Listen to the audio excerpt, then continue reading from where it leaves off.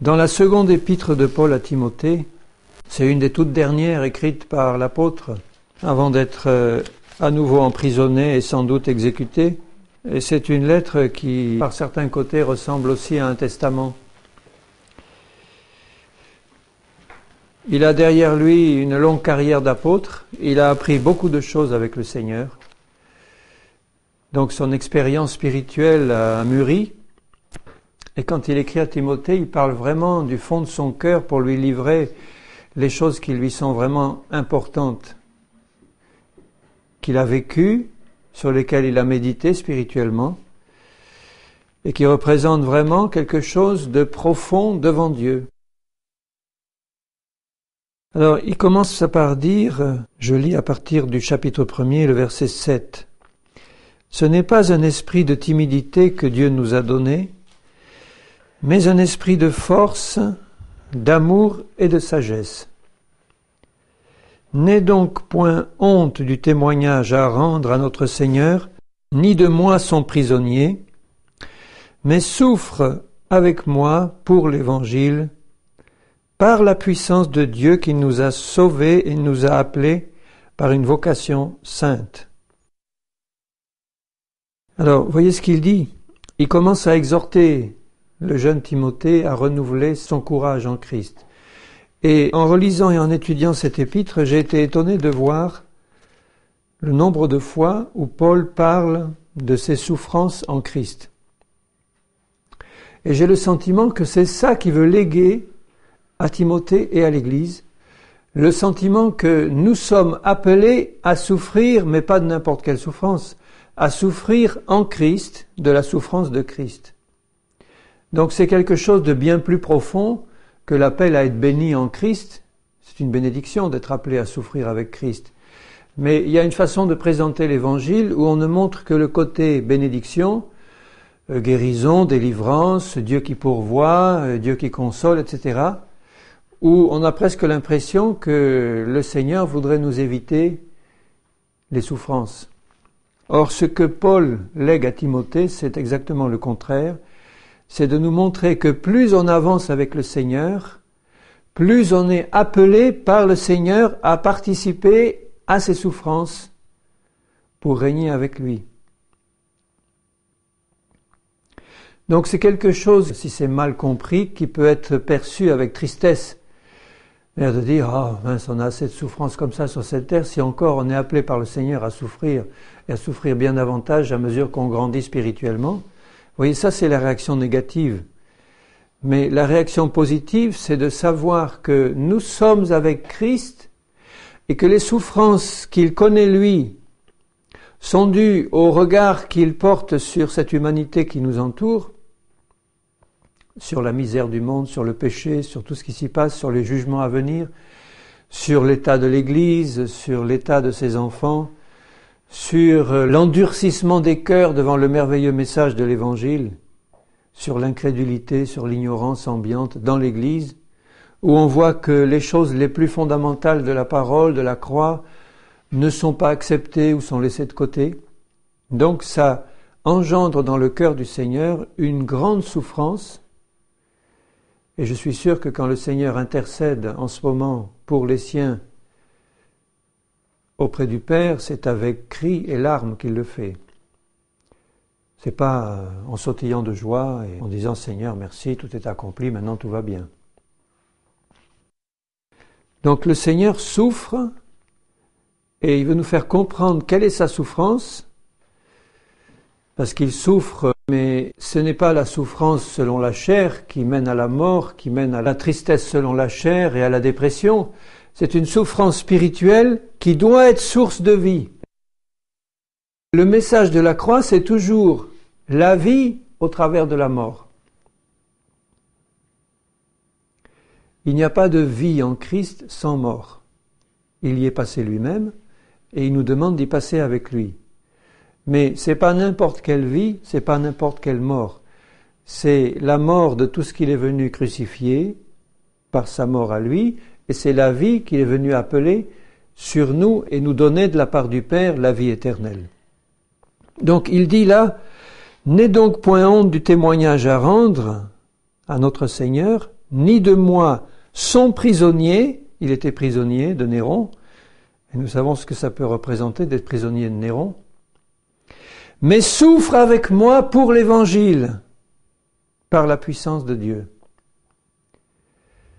Paul était prisonnier, Paul souffrait pour l'Évangile, il ne souffrait pas pour ses besoins personnels, ou parce qu'on ne l'aimait pas, ou parce qu'il était seul, ou que tout le monde l'avait abandonné, et qu'il était pratiquement seul à se défendre au prétoire. C'est pas vraiment de ça qu'il souffrait. Il souffrait pour l'Évangile de Christ, des souffrances de Christ. De voir que le message, finalement, ne passait pas. Ou ne passait pas aussi bien qu'il l'aurait aimé, ni auprès des Juifs, ses frères, ni auprès des païens, qu'il était chargé d'évangéliser. Souffre avec moi pour l'Évangile, par la puissance de Dieu. Et il ajoute au verset 10, la grâce qui nous a été donnée en Christ, qui a été manifestée maintenant par l'apparition de notre Sauveur Jésus-Christ, qui a détruit la mort et mis en évidence la vie et l'immortalité par l'Évangile. Christ a détruit la mort par sa mort. J'aime bien cette image que Christ a fait mourir la mort par sa mort. Une mort qui donne la vie, en détruisant la mort qui est dans le péché et dans notre chair. Donc, il instruit les païens et il rajoute encore au verset 12, lui qui est prédicateur et apôtre chargé d'instruire les païens, c'est à cause de cela, à cause de l'appel qu'il a reçu du Seigneur et de l'évangile qu'il prêche, que je souffre ces choses, l'emprisonnement, les persécutions, etc., et la mise à mort qui allait venir. Mais je n'en ai pas honte, parce que l'appel à souffrir découlait du fait qu'il était appelé à être témoin de Jésus-Christ. Timothée était en train de flancher.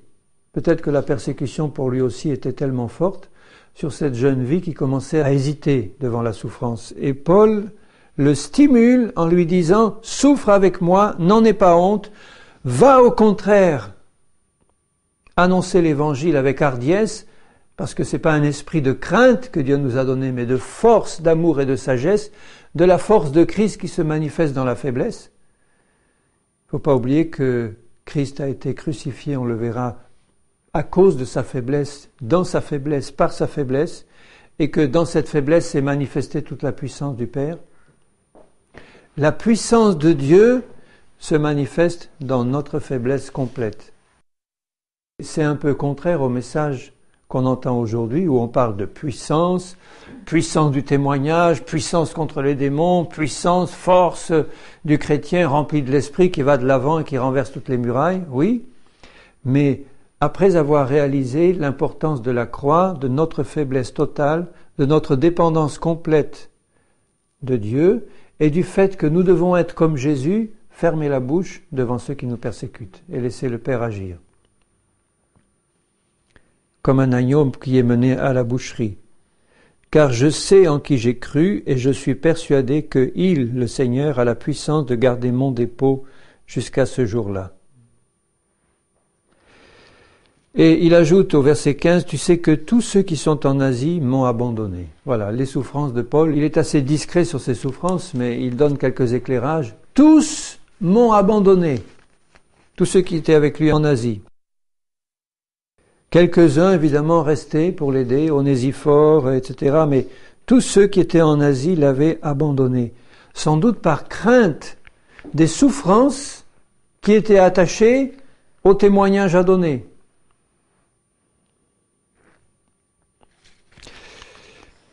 Un peu plus loin, au chapitre 2, quand il dit à Timothée « Fortifie-toi dans la grâce qui est en Jésus-Christ », la grâce qui nous permet justement de passer au travers des souffrances et de tout supporter pour l'amour de Christ. Il dit « Tout ce que tu as entendu de moi, confie-le à des hommes fidèles, capables de l'enseigner à d'autres, etc. » Il ajoute immédiatement « Souffre avec moi comme un bon soldat de Jésus-Christ ». Et il parle de la vie militaire. Il dit, il n'est pas de soldat qui s'embarrasse des affaires de la vie, s'il veut plaire à celui qui l'a enrôlé. Si tu veux être un bon soldat, tu ne dois pas t'embarrasser des affaires personnelles. Tu dois être entièrement au service de celui qui t'a enrôlé, sans t'occuper de tes affaires personnelles, sinon tu n'es pas un bon soldat. De même, l'athlète n'est pas couronné s'il n'a pas combattu suivant les règles. Ensuite, il parle aussi du laboureur qui travaille avant de recueillir les fruits. Le travail du laboureur est un travail difficile. En tout cas, avant de recueillir les fruits, il devait souffrir. Ensuite, il parle du modèle de Jésus-Christ et il dit « Souviens-toi de Jésus, issu de la postérité de David, ressuscité des morts selon mon évangile, pour lequel je souffre, encore ce mot « je souffre », jusqu'à être lié comme un malfaiteur, comme son maître. Jésus a été mis au rang des malfaiteurs, crucifié entre deux brigands, injurié. Remarquez comment, au pied de la croix, tout le monde était d'accord contre Jésus. Depuis les pharisiens jusqu'aux publicains, tout le monde, tous ceux qui passaient, les soldats romains et tous, s'unissaient dans la moquerie et dans la critique du Seigneur, qui était là, nu, livré aux moqueries et aux crachats de la populace, qui se réjouissait de voir enfin Jésus mis à mort. Alors que quelques heures avant, il l'accueillait à grands cris, Hosanna au fils de David, dans la même ville de Jérusalem, et que quelques mois ou quelques années avant, des foules immenses le suivaient, à cause des miracles qu'il faisait, des actes de bonté qu'il manifestait, des foules qu'il nourrissait. Et Jésus dit, « Moi je sais ce qu'il y a dans le cœur de l'homme, et je n'ai aucune confiance dans le cœur de l'homme. » Donc, jusqu'à être lié comme un malfaiteur. Mais la parole de Dieu n'est pas liée, c'est pourquoi je supporte tout. Ça vous rappelle rien, ça? 1 Corinthiens 13, l'amour supporte tout. Donc si Paul supportait tout, et ces souffrances incroyables qu'il a supportées en tant qu'apôtre, si un chrétien désire être apôtre aujourd'hui, c'est peut-être davantage à cause de la notoriété et de la popularité et de la puissance du message qu'il va donner, des foules qu'il va amener au Seigneur, mais est-ce qu'il réfléchit bien à la quantité de souffrances et à la qualité des souffrances qu'il doit endurer pour le nom de Christ? Personne n'oserait aspirer à être apôtre s'il n'était pas appelé directement du Seigneur, qui va révéler, comme Jésus le dit au début de la conversion de Paul, « Je lui montrerai tout ce qu'il doit souffrir pour mon nom. » Dès le début, il était au courant. « Je supporte tout à cause des élus, afin qu'eux aussi obtiennent le salut qui est en Jésus-Christ. » C'était l'amour de Christ qui remplissait le cœur de Paul, qui le poussait à traverser toutes ces souffrances auxquelles il était appelé, en comptant sur la grâce de Dieu et en disant « Seigneur, tu me donnes la grâce de pouvoir supporter toutes ces souffrances comme mon Seigneur le Christ lui-même les a supportées pour l'amour des perdus, parce qu'ils ont besoin de connaître ton salut. »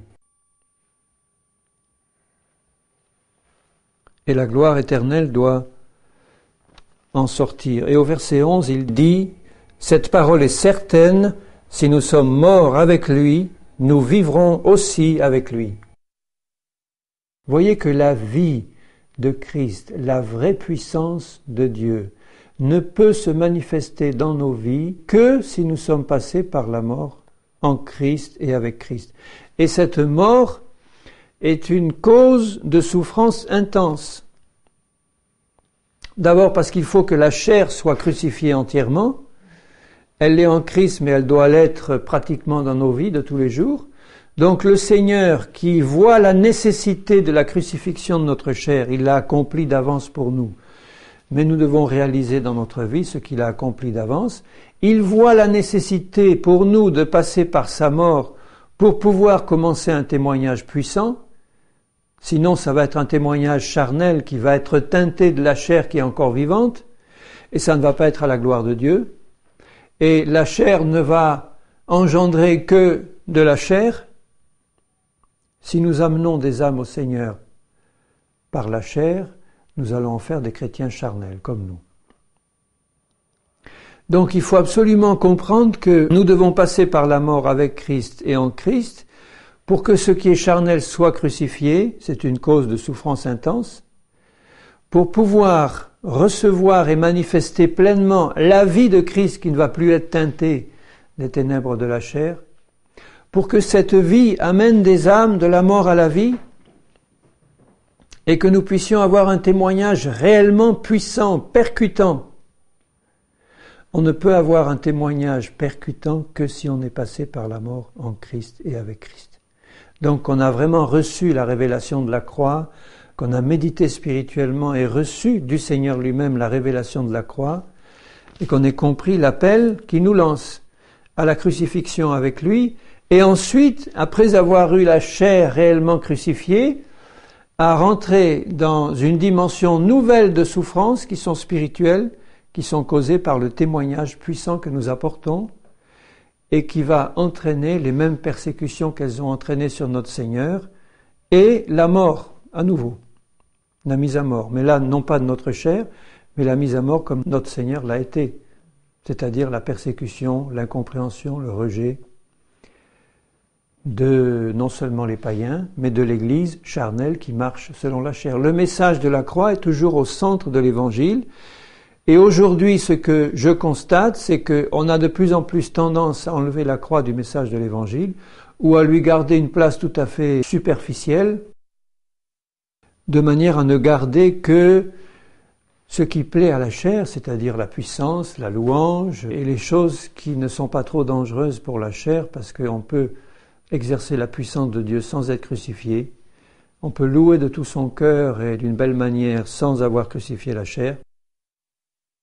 On peut faire beaucoup de choses pour le Seigneur sans que la chair soit crucifiée, et c'est ce que fait la majorité de l'Église aujourd'hui, parce que le message de la croix est trop coûteux.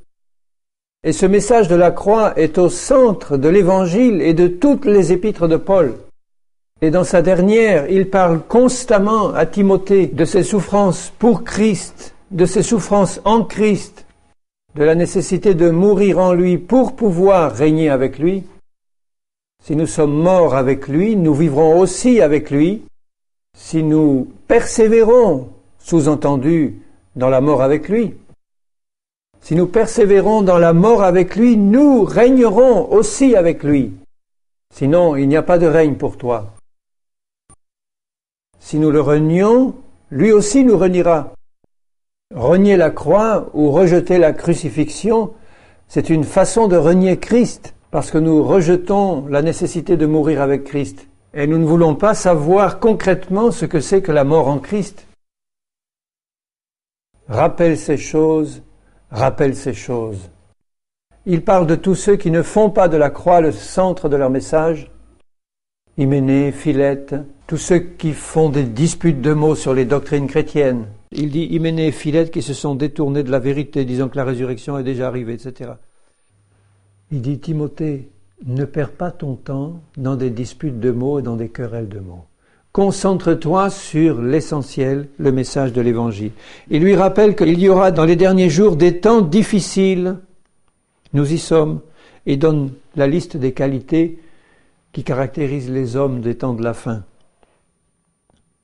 Et ce sont ces hommes-là qui nous entourent, ce sont ces hommes-là qui sont rentrés dans l'Église sous prétexte de christianisme, ou qui la dirigent souvent. Ils ont l'apparence de la piété, mais ils renient ce qui en fait la force. Ce qui fait la force de la piété, c'est la véritable onction de l'Esprit, et l'onction de l'Esprit vient sur une vie crucifiée, où la chair n'existe plus. Il dit au verset 10, « Tu as suivi de près mon enseignement, ma conduite, mes résolutions, ma foi, ma douceur, mon amour, ma constance, mes persécutions, mes souffrances. » Encore, que de fois il emploie ce mot « souffrance ». Mes persécutions, mes souffrances. À quelle souffrance n'ai-je pas été exposé? Alors, bien-aimé, je te pose la question, à quelle souffrance as-tu été exposé, toi? Pour le nom de Christ. Et si tu commences à souffrir pour le nom de Christ, est-ce que tu te réjouis parce que tu sais que tu commences à être jugé digne de souffrir pour Christ, ou est-ce que tu commences à te plaindre en disant « la vie chrétienne commence à mettre un fardeau ». Il y a un tel qui m'a dit ceci, il y a un tel autre qui m'a traité de cette manière, il y a un tel qui m'a rejeté parce que je lui ai dit ceci. Il y a un tel autre qui n'a absolument pas compris ce que je voulais lui dire de la part du Seigneur. Et tu commences à déprimer en disant « mais je suis plus béni par Dieu ». Alors qu'il était justement en train de te faire comprendre que tu entrais dans la plus grande bénédiction qui consistait à participer aux souffrances de Christ et que tu en étais jugé digne. Quelle persécution n'ai-je pas supportée? Et le Seigneur m'a délivré de toutes, y compris dans sa mort finale, puisque ce n'est pas sa mort qui a été une victoire pour Satan. La mort m'est un gain, il disait. Or, tous ceux qui veulent vivre pieusement en Jésus-Christ seront persécutés. C'est une source de souffrance intense. Et c'est souvent de ceux qui nous sont les plus proches que la persécution la plus terrible vient. Car l'homme aura pour ennemi les gens de sa maison. Donc on peut estimer comme une grâce du Seigneur d'avoir des familles qui nous entourent de leur affection et de leur foi, mais le Seigneur a dit que nos ennemis se trouveraient dans nos maisons. Je suis venu mettre la division entre, vous connaissez la suite. Mais les hommes méchants et imposteurs avanceront toujours plus dans le mal, égarant les autres, égarés eux-mêmes. Égarés dans toutes sortes de choses qui ne sont pas la croix du Seigneur Jésus. Toi, demeure dans les choses que tu as apprises. Demeure. Il dit au chapitre 4, continue, exhorte, enseigne, reprend. Ne t'arrête pas. Car il viendra, verset 3, un temps où les hommes ne supporteront pas la saine doctrine, ne supporteront plus le message de la croix. Tout sauf la croix. Quand je pense que c'est à la croix que nous avons été libérés de notre nature charnelle, que c'est à la croix que nous avons été libérés de nos péchés, c'est à la croix que nous avons été libérés de l'esclavage de la loi, c'est à la croix que nous avons été libérés de l'esclavage de Satan, du monde. C'est à la croix qu'une victoire parfaite a été remportée pour nous. C'est à la croix que nous avons été libérés de nous-mêmes. Pourquoi est-ce qu'on met le message de la croix de côté, alors que c'est le message de Dieu? Parce qu'on est dans un temps où les hommes ne supporteront plus la saine doctrine. Ils ne veulent pas mourir. Ils préfèrent avoir une chair tout à fait bien religieuse, faire beaucoup de choses pour le Seigneur dans la chair, mais pas accepter la mort que Jésus nous demande. Ils se tourneront vers les fables. Et il rajoute, toi, sois sobre en toutes choses, supporte les souffrances. Supporte les souffrances. Fais l'œuvre d'un évangéliste, remplis bien ton ministère. Et Paul dit, pour moi, je sers déjà de libation. Il savait ce qu'il attendait, le Seigneur l'avait prévenu. J'ai combattu le bon combat, j'ai achevé ma course, j'ai gardé la foi. Et il dit au verset 10, Démas m'a abandonné. Crescens s'est allé en Galatie, Tite en Dalmatie, Luc seul est avec moi, etc. Bon, Alexandre le forgeron m'a fait beaucoup de mal. Le Seigneur lui rendra selon ses œuvres. Au verset 16, dans ma première défense, personne ne m'a assisté. Vous voyez la liste des souffrances qu'il doit supporter jusqu'à la fin. Tous m'ont abandonné, que cela ne leur soit point imputé. C'est la prière de Jésus. Le Seigneur me délivrera de toute œuvre mauvaise et me sauvera pour me faire entrer dans son royaume céleste. Alors on a l'impression que c'est une fin de vie très triste de voir ce grand apôtre qui a eu un ministère si merveilleux, abandonné de tous, réduit à la solitude, en train de se défendre devant un Néron qui allait lui couper la tête, et parler constamment des souffrances auxquelles nous sommes appelés, à ce jeune Timothée qui commençait à lâcher pied lui aussi. Pour ma part, je pense que c'est un message de victoire, parce que ce qui compte, c'est ce qu'il dit. J'ai gardé la foi, j'ai mené le bon combat, j'ai achevé ma course, et je suis resté sous la grâce du Seigneur, je suis resté uni à mon Seigneur, en communion avec ses souffrances, pour participer à la puissance de sa résurrection et de sa vie. Parce que dans toutes ces souffrances et dans cette mort permanente dans laquelle il passait, il pouvait manifester en permanence la vie de résurrection de Christ. Ce qui n'aurait pas été le cas s'il avait flanché, s'il était retourné dans la chair, s'il avait accepté à nouveau de se mettre sous la loi ou sous les compromis du monde religieux qui l'entourait. Il n'aurait pas pu manifester la puissance de résurrection de Christ. Il ne serait pas resté dans la foi, il n'aurait pas gardé la foi qu'il avait au début, dès le début de sa carrière. Donc c'est un message de victoire. Dans Philippiens, je vais lire un passage dans Philippiens.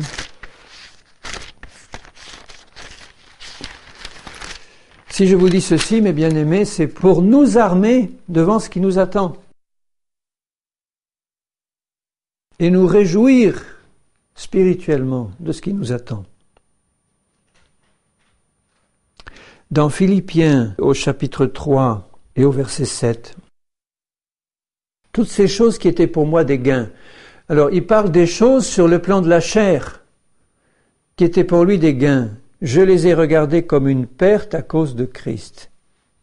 Tout, sa réputation, son éducation, sa famille, tout. Son titre de citoyen romain, tout ça c'est une perte à cause de Christ. Et je les regarde comme une perte à cause de l'excellence de la connaissance de Jésus-Christ mon Seigneur. Ça veut dire que s'il avait gardé ces choses, il n'aurait pas pu connaître profondément Jésus-Christ.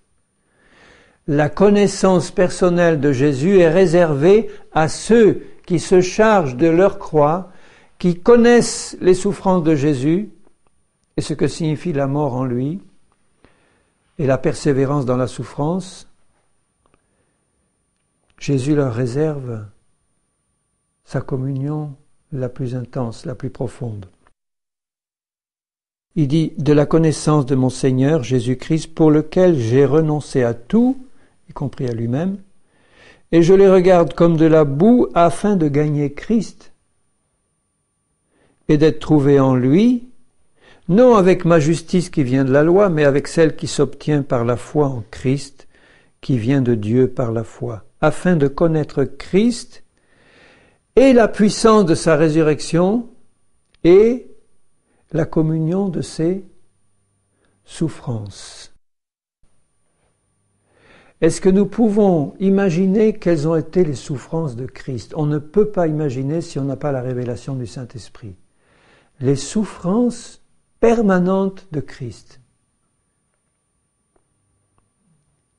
Quand il était sur la terre, lui, le saint, le juste, rempli de la connaissance de l'Éternel parce qu'il est Dieu, constamment en proie à la vue du péché du monde, de gens qui marchent dans la chair et qui ne veulent pas suivre les commandements du Seigneur par la vie de Dieu qu'il veut leur donner. Ils ne veulent pas marcher dans la vie du Seigneur. Quelles souffrances ont été celles du Seigneur? Puis les souffrances de Gethsémané, les souffrances de la croix, les souffrances de la flagellation, des moqueries, du rejet, de la mort finalement. Où il a pu crier même « Mon Dieu, pourquoi m'as-tu abandonné ?» Nous savons que le Père ne l'a pas abandonné puisque Dieu était en lui, réconciliant le monde avec le Père. Il a simplement abandonné à la mort horrible de la croix à laquelle il fallait qu'il passe. La communion de ses souffrances en devenant conforme à lui dans sa mort pour parvenir, si je puis, à la résurrection d'entre les morts.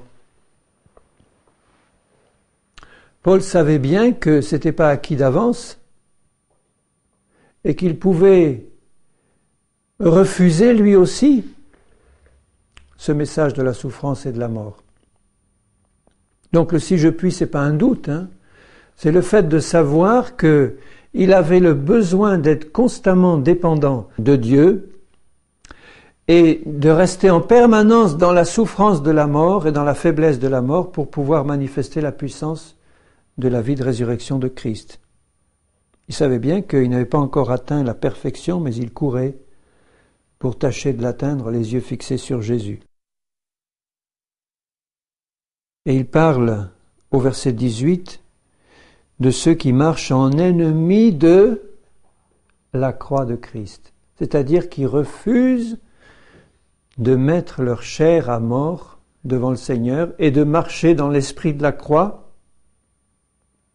c'est-à-dire de l'acceptation permanente de la mort pour que la vie de Christ se manifeste, de l'acceptation permanente de la faiblesse, de la persécution et du rejet pour que la vie de Christ se manifeste dans le même esprit que Christ, c'est-à-dire de souffrance, mais de confiance entière au Père et de joie parfaite.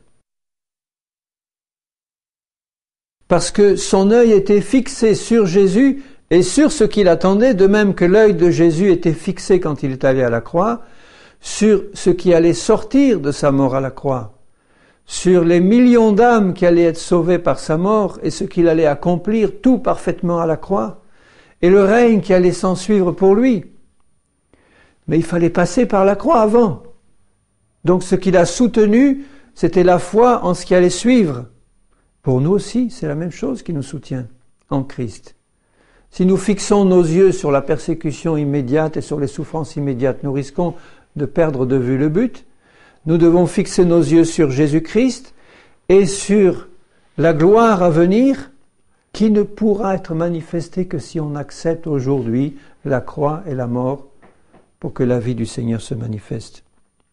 Donc les ennemis de la croix de Christ, ce sont ceux qui ne pensent qu'aux choses de la terre, aux choses terrestres, aux choses qui accaparent l'esprit de tant de chrétiens, alors que notre cité à nous est dans les cieux. Quelles que soient les choses que nous avons à faire, faisons-les, mais notre cité n'est pas sur terre. Notre habitation n'est pas sur cette terre. Dans la deuxième aux Corinthiens, au chapitre 4, il dit « C'est pourquoi, ayant ce ministère, selon la miséricorde qui nous a été faite, nous ne perdons pas courage. » On comprend pourquoi, parce qu'il avait 1000 raisons de perdre courage. Mais comme il avait la conscience de l'appel du Seigneur et de ce que ça représentait pour lui, il ne perdait pas courage. Et il dit au verset 3, « Si notre évangile est voilé, il est voilé pour ceux qui périssent, pour les incrédules, dont le Dieu de ce siècle a aveuglé l'intelligence. » Le but de Satan, c'est d'aveugler notre intelligence sur le message de la croix. Tout sauf la croix, voilà le motif de Satan. Tu peux parler d'amour, tu peux parler de délivrance, de combat spirituel, tu peux parler de tout sauf de la croix. Parce que c'est là que Satan a été vaincu et que tout ce qui pesait sur notre vie a été détruit par le sacrifice de Jésus. Donc Satan veut à tout prix masquer, enlever, tordre, édulcorer le message de la croix. Aveugler l'intelligence des chrétiens d'abord sur le message de la croix. En faire un message si pénible que on va être amené à le rejeter instinctivement, en disant non, c'est pas ça l'évangile de la bénédiction de Dieu. Non, c'est pas ça. Ce que je veux, moi, c'est être lavé de mes péchés, et puis mener une vie glorieuse, de puissance, et de régner déjà sur la terre avant d'avoir souffert avec Christ. C'était le message que les Juifs attendaient du Seigneur. Ils attendaient un Messie glorieux qui allait chasser les Romains, s'installer sur le trône, rétablir Israël et tout. Mais ils n'attendaient absolument pas un Messie qui allait souffrir sur une croix. Ils ne pouvaient pas supporter cette idée, même les disciples. « À Dieu ne plaise, Seigneur, lui dit Pierre, hein, tu n'iras pas. Non, tu n'iras pas sur la croix. Arrière de moi, Satan, tes pensées sont celles des hommes. » Il dit au verset 7 du chapitre 4, « Nous portons ce trésor, c'est-à-dire ce message de la croix et ce trésor qui est Jésus lui-même, dans des vases de terre, pour que cette grande puissance soit attribuée à Dieu et pas à nous. Dieu veut faire reposer sur nous, dans notre témoignage ici-bas, sa grande puissance. Cette onction suprême qui vient du Seigneur, qui repose sur nous pour faire de nous des témoins puissants, des témoins qui vont toucher des cœurs et les amener au salut et qui vont être revêtus de cette onction puissante du Seigneur. Eh bien, cette onction viendra sur des vies crucifiées, des vies entièrement abandonnées au Seigneur, des vies qui ont accepté de souffrir avec Christ et qui s'attendent, parce que c'est un appel, à souffrir avec lui. Et il dit, au verset 8, « Nous sommes pressés de toute manière, mais non réduits à l'extrémité, dans la détresse, mais non dans le désespoir, persécutés, mais non abandonnés, abattus, mais non perdus. » Et regardez ce qu'il dit au verset 10, « Portant toujours, ça veut dire quoi toujours? Tous les jours, avec nous dans notre corps, la mort de Jésus-Christ, afin que la vie de Jésus soit aussi manifestée dans notre corps. » C'est par notre corps que se manifeste notre esprit et notre âme. Offrez vos corps comme un sacrifice vivant.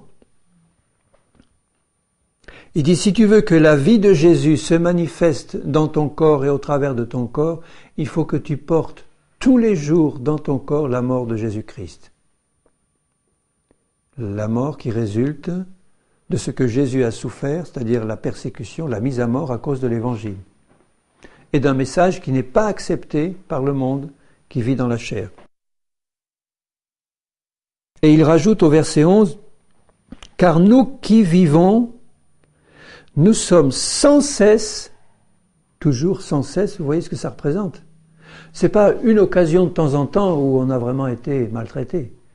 C'est toujours sans cesse. Voilà ce qui nous attend, bien-aimés. Nous sommes à un temps de préparation et de formation où nous connaissons une fois de temps en temps une petite persécution ou une grande souffrance, c'est vrai, mais où nous sommes appelés toujours et sans cesse à porter dans nos corps la mort de Christ pour que sa vie se manifeste pleinement, dans la grande puissance de Christ. Est-ce que vous acceptez ce programme pleinement, sans réserve?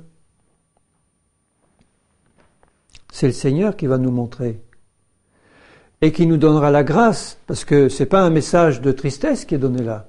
C'est un message de détresse, c'est un message de quelqu'un qui était souvent réduit à la dernière extrémité. Il disait une fois même, je considérais ma fin comme venue et je désespérais même conserver la vie, pour ne garder les yeux que sur le Seigneur qui ressuscite les morts. Et puis il a eu pitié de nous, finalement, on a été délivrés des bêtes féroces et on est reparti. Nous qui vivons, nous sommes sans cesse livrés à la mort à cause de Jésus, afin que la vie de Jésus, la vie de résurrection qui donne la vie, soit aussi manifestée dans notre chair mortelle. Ainsi la mort agit en nous et la vie agit en vous.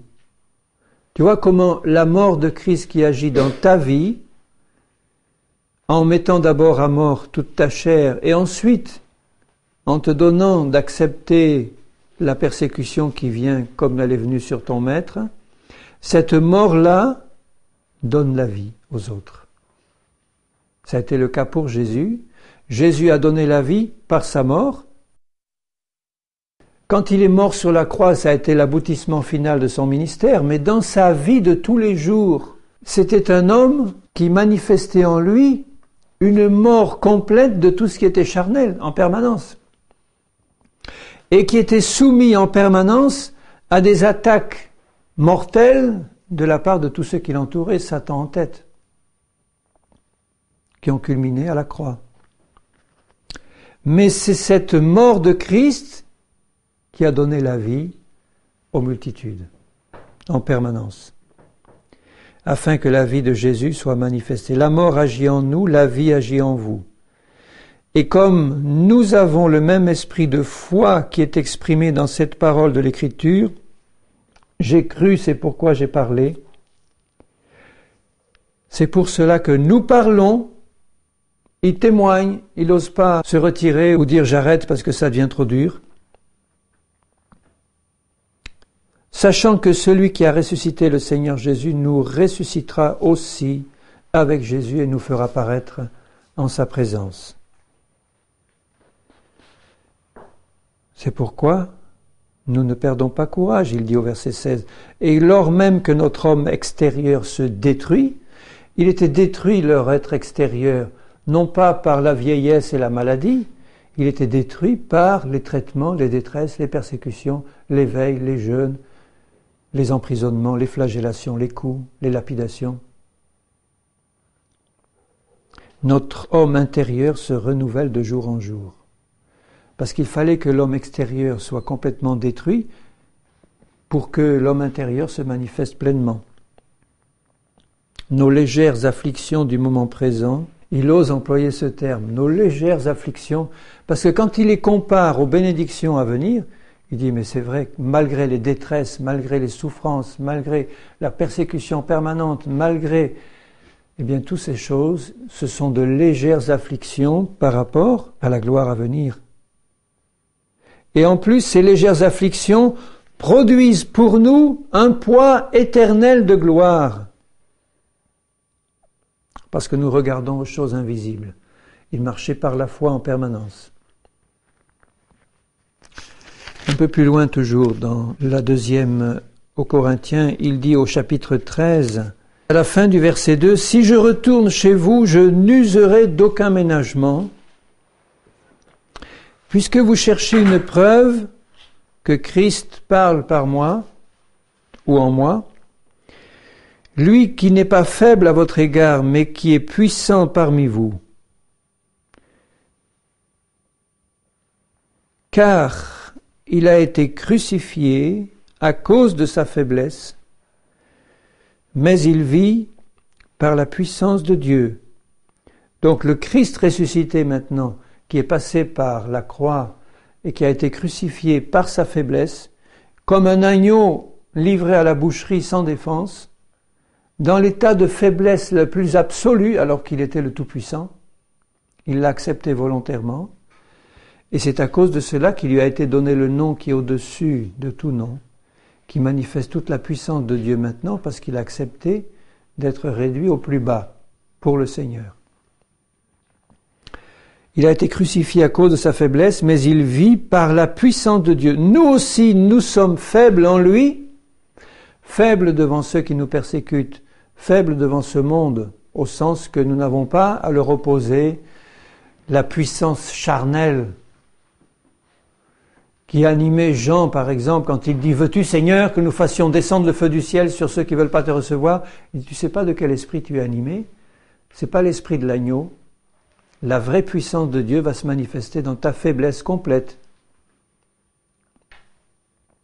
Nous sommes faibles en lui, mais nous vivrons avec lui par la puissance de Dieu pour agir envers vous. » Et c'est la raison pour laquelle il pouvait leur dire « C'est pour ça que je n'userai d'aucun ménagement pour vous dire tout ce que j'ai à vous dire. » Parce qu'il y allait dans un esprit de faiblesse et de grand tremblement, il leur dit. Non pas avec les mots, les propos éloquents de la rhétorique et de la théologie, avec des mots simples, même méprisables, puisque les Corinthiens disaient celui-là, quand il vient, quand on le voit, mais il est méprisable. Il ne vient pas avec la sagesse du langage, il vient avec des mots simples, mais remplis de la puissance de Dieu. Il dit au verset 9, toujours de ce même chapitre, « Nous n'avons pas de puissance contre la vérité, nous n'en avons que pour la vérité. Nous nous réjouissons lorsque nous sommes faibles. » Au sens où il l'entend. Vous vous rappelez ce que ça veut dire être faible en Christ, c'est être comme un agneau sans défense devant ceux qui le tondent. Tandis que vous êtes forts, et ce que nous demandons dans nos prières, c'est votre perfectionnement. Il dit, vous êtes fort, c'est un peu ironique, il dit, vous êtes fort parce que vous êtes encore charnel. Vous vous appuyez sur une force charnelle. Nous qui sommes faibles, nous manifestons la puissance, la vraie puissance de Dieu, et ce que nous voulons, c'est votre perfectionnement, c'est que vous compreniez que votre force ne mène à rien, que vous devez apprendre à être faible en Christ pour que la puissance de Christ se manifeste aussi en vous. Tant que vous serez charnel, vous serez fort, d'accord, mais vous ne manifesterez pas la puissance de Dieu. Si vous acceptez la mort de Christ et que vous la portez constamment en vous, vous serez faible aux yeux de ceux qui sont charnels, vous serez méprisable, Ceux qui sont charnels diront de vous, mais celui-là, un chrétien fort, celui-là, un chrétien spirituel, celui-là, un chrétien qui manifeste la puissance de Dieu. Non, c'est un faiblard, bien moins que rien. Comme on a traité Jésus, mais c'est là que la vraie puissance du Seigneur se manifestera. Si nous restons dans la vérité, si nous restons dans l'amour du Seigneur, si nous restons sans compromis vis-à-vis du Seigneur et de sa parole, en nous chargeant chaque jour de notre croix, sans laquelle nous ne pouvons pas être disciples du Seigneur. À ce moment-là, la puissance de vie se manifestera par des vraies conversions, par des délivrances qui viendront vraiment du Seigneur, qui changeront les vies en profondeur, et non pas superficiellement. Et dans ce merveilleux chapitre de Romains 8, vous vous rappelez le chapitre de Romains 8, après Romains 5, 6, 7, où il parle de la mort en Christ, etc., de la lutte entre la chair et l'esprit, et de ce cri qui dit, ça y est, qui me délivrera de ce corps de mort, et tout le chapitre 8, qui est un chapitre de victoire, de la marche par l'esprit, de la marche par la loi de l'esprit de vie, qui a franchi la loi du péché et de la mort. Il parle encore de la souffrance. Il dit au verset 18, « J'estime que les souffrances du temps présent ne sauraient être comparées à la gloire à venir qui sera révélée pour nous. » Il parle des souffrances du temps présent, mais la vision de Paul est tout à fait claire sur ce qui vient, sur la manifestation des enfants de Dieu que la création tout entière attend. Et à la fin de ce chapitre, il dit au verset 35, « Qui nous séparera de l'amour de Christ? Sera-ce la tribulation, l'angoisse, la persécution, la faim, la nudité, le péril, l'épée ?» Voilà l'appel qui est le nôtre, qui était celui de Paul. Selon qu'il est écrit, c'est à cause de toi qu'on nous met à mort tout le jour. Donc quand quelqu'un vient vers toi pour te crucifier, te mettre à mort, te rejeter, te calomnier, médire de toi, eh bien sache que tu participes aux souffrances de Christ à cause de toi, Seigneur, qu'on nous met à mort tout le jour, qu'on nous regarde comme des brebis destinées à la boucherie, comme un bétail. Donc la majorité du christianisme actuel, qui ne regarde qu'aux choses charnelles, aux choses visibles, à ce qu'il y a de l'apparence, et qui rejette le message de la croix, va concentrer tous ses efforts sur toi pour te détruire, si tu arrives animé du message de la croix, parce que tu y es passé, et porteur du message de la croix. Tout sera fait pour te détruire tous les jours, de tous les moyens possibles, parce qu'il n'est pas possible que la chair reçoive les choses de l'esprit. Elle ne le peut pas, elle ne le veut pas. Et arriver avec le message de la croix, c'est mettre le trouble le plus profond dans n'importe quelle vie ou dans n'importe quelle église. C'est la pierre de touche de la vérité. Prêche à un chrétien le message de la croix et tu verras si c'est un vrai chrétien ou pas. Prêche à une église le message de la croix dans toute sa profondeur et tu verras si c'est vraiment une église du Seigneur ou pas. Ou si elle préfère tout sauf la croix, l'intercession, la louange, que sais-je moi, sauf la croix. Passer par la mort, non. Être considéré comme une brebis faible destinée à la boucherie, non, ça on ne veut pas. Être réduit à la plus extrême faiblesse, au dénuement le plus complet, comme le plus grand des apôtres où Jésus lui-même l'a été, non, ça, on ne veut pas de cet évangile. Eh bien, la puissance de Dieu ne repose pas sur cette église-là. La vraie puissance, celle qui touche les cœurs, qui amène des gens à la vie, qui leur fait comprendre vraiment ce que Christ est venu faire, pourquoi il est mort à la croix, qu'est-ce qu'il est venu manifester comme esprit, et qu'est-ce qu'il apporte comme vie éternelle à ceux qui se confient en lui. Là, tu seras porteur de cette vie-là si tu acceptes de souffrir avec Christ, si tu y es préparé, si tu ne t'étonnes pas quand ça vient sur toi.